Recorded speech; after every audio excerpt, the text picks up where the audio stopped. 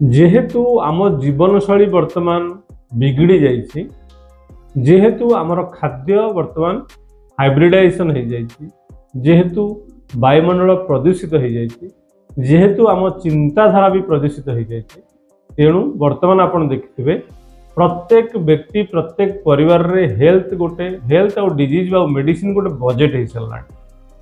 आगु मुझे पिला थी से आम देखु मेडिसिन केतबेले कदवा बेले बाईचान्स घर को आसूला। बर्तमान किंतु आपड़ देखिए गोटे परिवार भितर समस्ते कहीं ना कहीं जड़े मेडिसिन खाऊे ही खाऊे। एमती कि जेनेराली लोक मैंने कौन करते, सरल लोक मैंने कौन करते, ये क्रिटिकल केस कथा कहूँ, कैंसर हो बा जिते क्रिटिकल केस अच्छी सांगे सांगे से गोटे बहुत बड़ पूजा करती, यज्ञ करती, अखंड दीप बसाती बा अन्य संप्रदायर लोक मैंने विभिन्न से आधारित पूजा अर्चना सब करती। किंतु मु लक्षे गोटे केस भी प्राय देखी ना जो माने कि यही सब कार्य करके रोगमुक्त होती।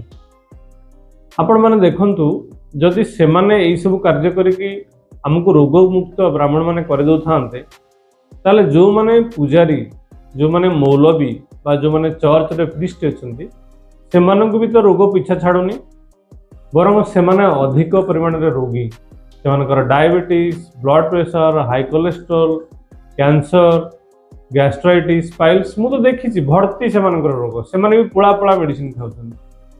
से मौलवी बा जो माने चर्च रे प्रीस्ट अच्छे से भी तो रोग भगवान पाख लोक, आल्ला पाख लोक, जीशुख्रीष्ट पाख लोक, ताले से पुणी एत रोग कौन पाए?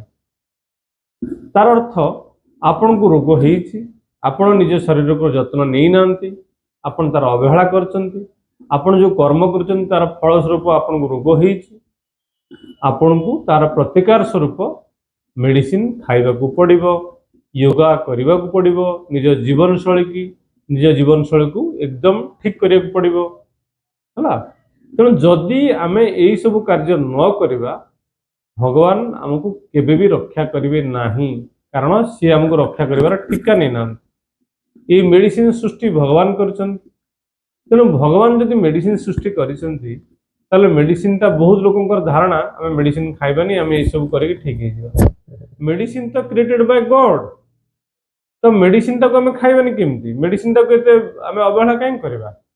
तो एटलिस्ट जदि हमर रोग होईची आ जेते बेले आमे सचेतन हो जाउछंती, एटलिस्ट से मुहूर्त रु आमे औषध खाइबा, जीवनशैली को ठीक करबा, निजको सुस्थ करबा, एवं जेतेबेले सुस्थ हो जाउछंती ता परवर्ती अवस्था रे आमे मेडिसिन की छाड़िबा एवं से जो श्रृंखलित जीवनशैली ताको मेंटेन करके चलिबा, जहा फल कि सारा जीवन आमे गोटे सुस्थ जीवन यापन करि परिबा।